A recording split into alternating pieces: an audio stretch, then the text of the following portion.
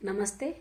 आप सभी का मेरे YouTube चैनल डॉक्टर संजू सदा नीरा पर स्वागत है। आज की हमारी जो कविता है उसका शीर्षक है इसका रोना। यह कविता सुभद्रा कुमारी चौहान द्वारा रचित है। महाराजा गंगा सिंह विश्वविद्यालय की BA सेमेस्टर 3 के हिंदी के पाठ्यक्रम में यह सम्मिलित है। अभी 2-4 दिन पहले मुझे पता चला कि गूगल पर इसका रोना कविता ढूंढने पर एक विदेशी राइटर की अंग्रेजी साहित्य की कविता दिखाई देती है। कहीं कहीं मूल कविता दिख जाती है, लेकिन इसकी व्याख्या, इसकी मूल संवेदना नहीं दिखाई दे रही। कुछ बच्चों ने मुझे वीडियो भेजे जिसमें किसी वीडियो बनाने वाले ने, यूट्यूबर ने कविता का वाचन कर दिया है। हालांकि कविता का वाचन सिखाना एक अलग तकनीक है जो भी वहां नहीं देखी गई, और कविता को पढ़ करके वीडियो समाप्त कर दिया गया। विद्यार्थियों को उससे संबंधित प्रश्नों का उत्तर भी नहीं मिला। तो अपने विद्यार्थियों की मांग पर मैं एक वीडियो बना रही हूं जो आप सब लोगों के काम आएगा। बिना किसी तैयारी के परीक्षा होने वाली है, इसलिए पहले मैं कविता का वाचन करूंगी, उसके बाद यत्किंचित प्रयास करूंगी कि आप तक उसका अर्थ संप्रेषित हो सके। इसका रोना। तुम कहते हो मुझको इसका रोना नहीं सुहाता है, मैं कहती हूँ इस रोने से अनुपम सुख छा जाता है। सच कहती हूँ इस रोने की छवि को जरा निहारोगे, बड़ी बड़ी आंसू की बूंदों पर मुक्तावली वारोगे।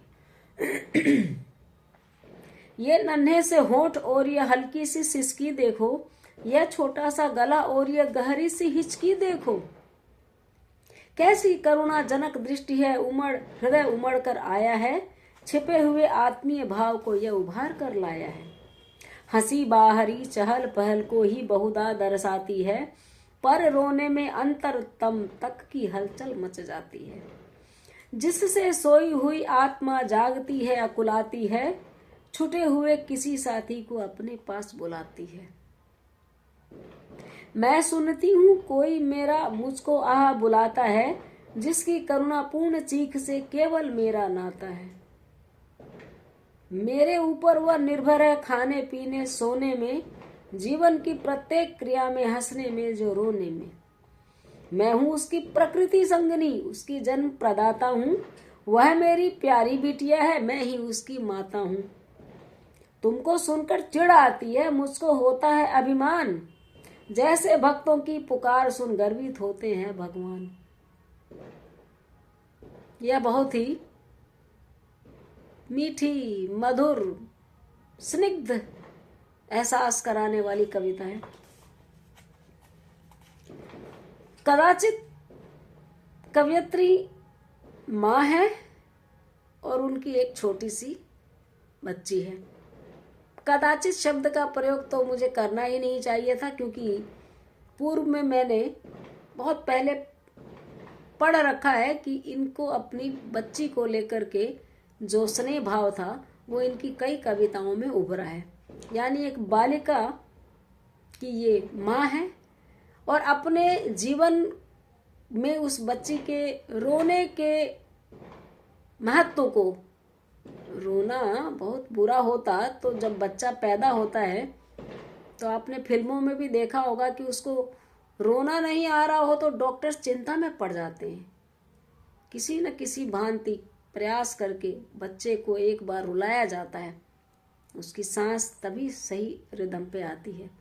तो इस बच्चे के रोने से जीवन में और लोगों को क्या चिढ़ होती है, और एक माँ के रूप में एक रचनाकार को कैसा लगता है, वह इस कविता में उन्होंने बताया है।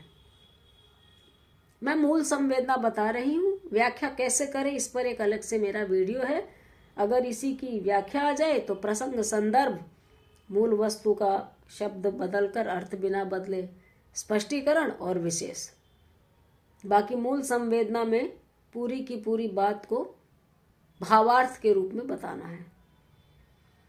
तुम कहते हो मुझको इसका रोना नहीं सुहाता है, शायद घर के और सदस्य या बच्ची के पिता कहते होंगे, अरे भाई चुप कराओ इसको, मुझे रोना बर्दाश्त नहीं।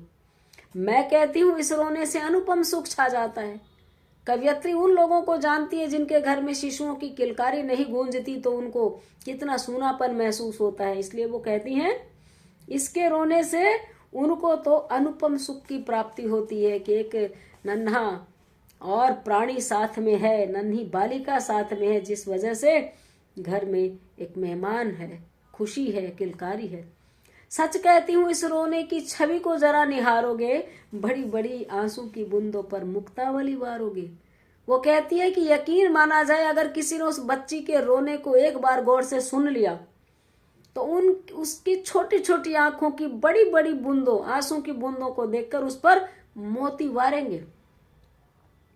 ये नन्हे से होठ, ये छोटी सी सिसकी देखो, कितने छोटे छोटे होठ है बच्ची के, और उसकी यूं करती हुई सिसकी देखो, ये छोटा सा गला और ये गहरी सी हिचकी देखो कि छोटे छोटे होठ है, जरा सी बालिका है, उसकी सिसकी सुनो, छोटा सा उसका गला है, अभी कि बच्ची है तो उसकी लंबी लंबी हिचकी सुनो। कैसी करुणाजनक दृष्टि है, हृदय उमड़ कर आया है, छिपे हुए आत्मीय भाव को यह उभार कर लाया है। और जब बच्ची रोती है तो अपने घर वालों को, माँ को, पिता को किन करुण नजरों से देखती है जिससे हृदय उसकी तरफ उमड़ कर आ जाता है।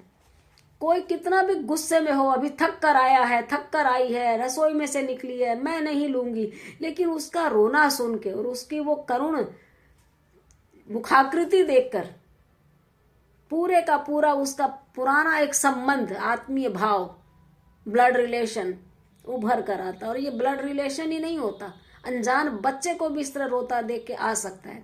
यहाँ पर मानवीय संवेदना की बात है, सिर्फ रक्त संबंधों की नहीं। हंसी बाहरी चहल पहल को ही बहुधा दर्शाती है। अगर किसी को हंसी आ रही है तो दरअसल वो बाहरी चीज को दिखा रही है, कुछ खा लिया होगा, कोई मिल गए होंगे ठीक ठाक सा, पर रोने में अंतरतम तक की हलचल मच जाती है। लेकिन अगर कोई रो रहा है तो कलेजे की कोर तक हिल जाती है।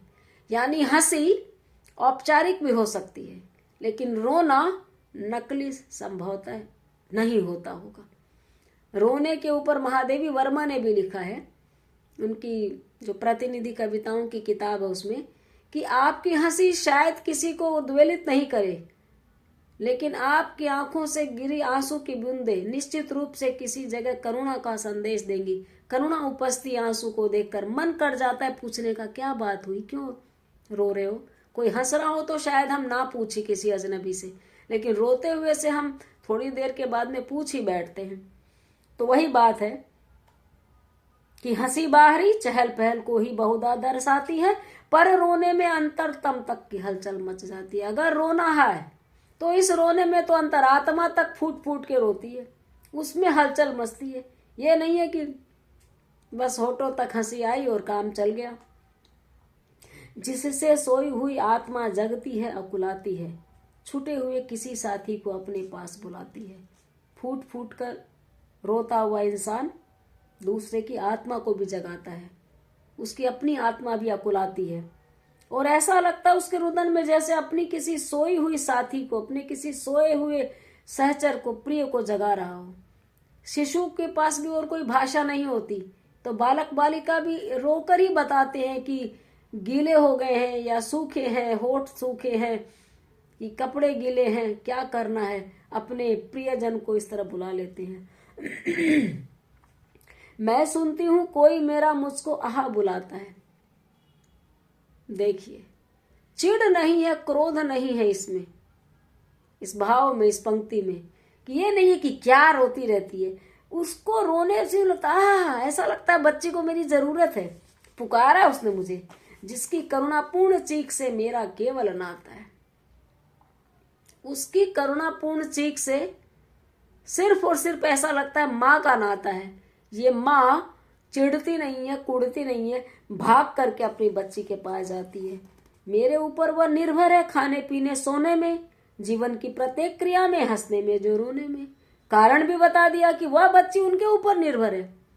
भूख लगी है तो रोएगी, प्यास लगी है तो रोएगी, नींद आ रही है तो रोएगी। तो जो बच्ची खाने पीने सोने में उन पर निर्भर है और प्रत्येक क्रिया में हंसाते हैं, गुदगुदाते हैं, मन प्रसन्न रहता है, तो भी बच्चे हंसते हैं। उस हंसने में और कोई कष्ट है तो रोने में, प्रत्येक क्रिया में बच्ची अपनी माँ पर निर्भर है। शायद उनके पास और कोई लोग नहीं होंगे, वरना बच्चों को प्यार करने वाले जितने लोग होते हैं, बच्चा उन सब पे निर्भर होता है। मैं हूं उसकी प्रकृति संगिनी, उसकी जन्म प्रदाता हूं। अंतिम पैराग्राफ तक आते आते कवयित्री ये भी बता देती है कि वो किसी पड़ोसी के बच्चे की बात नहीं कर रही, वो सामान्य किसी ट्रेन बस के दृश्य का चित्रण नहीं कर रही। वो जो बच्ची उनके अपने आंगन में कली बनकर खिली है, जो उनकी कोख से जन्म ली है, वह बच्ची उनकी प्रकृति संगिनी है। नेचर से वे दोनों दोस्त हैं, एक दूसरे के अंश हैं, और मैं उसकी जन्म प्रदाता हूं, ऐसा वो कहती है। मैं तुम आपका प्रयोग व्याख्या में हम नहीं करेंगे, मैंने बताया था पहले भी, थर्ड पर्सन अन्य पुरुष का प्रयोग करेंगे। वे बताती है कि वही उस बच्ची की जन्म देने वाली माँ है और प्रकृति संगिनी है, नेचुरली एक दूसरे से कनेक्टेड है। वह मेरी प्यारी बिटिया है, मैं ही उसकी माता हूँ। बच्ची उनकी बेटी है और वो उनकी माँ है। तुमको सुनकर चिढ़ आती है, मुझको होता है अभिमान। अब बच्ची जब रोती है तो बाकी लोग कहते होंगे क्या चू चू कर रही है, क्या चींची कर रही है। कविता की पंक्ति से ऐसा भाव निकलता है कि किसी ने कुछ टोका हो या बच्चे का रोना अप्रीतिकर लगता हो, नहीं सुहाता हो, तो वो कहती है कि तुमको सुनकर चिढ़ आती है, मुझको होता है अभिमान। तुम लोगों को चिढ़ होती है, बाकी लोगों को बुरा लगता है, उनको अभिमान होता है। कैसे? क्या उदाहरण दिया है कि जैसे भक्त भगवान को पुकारते हैं तो भगवान प्रसन्न होते हैं, भक्तों पे चिढ़ते नहीं है कि क्या तुम लोग आ गए आरती करने, पूजा करने। जैसे भक्तों की पुकार सुन भगवान गर्वित होते हैं, वैसे उनको अपनी बच्ची के रोने से लगता है कि yes this is the time she is calling me, ये वो वक्त है, बच्ची को मेरी जरूरत है। ऐसे उनको अपने बच्ची के जीवन में अपने महत्व की, अपनी जरूरत की अनुभूति होती है।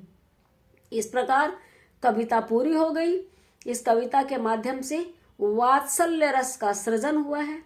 कविता के भाव बहुत मसृण हैं, कोमल हैं और सरल शब्दावली में कविता अपनी बात कहती है। प्रसाद गुण है इस कविता में, बहुत ही सामान्य शब्दों का प्रयोग करके और मानवीय मन के कोमल भावों को स्पर्श किया है कवयित्री सुभद्रा कुमारी चौहान ने। मिलते हैं किसी और कविता के साथ। उम्मीद है आज का यह पाठ, यह कविता आपको समझ में आई होगी। धन्यवाद।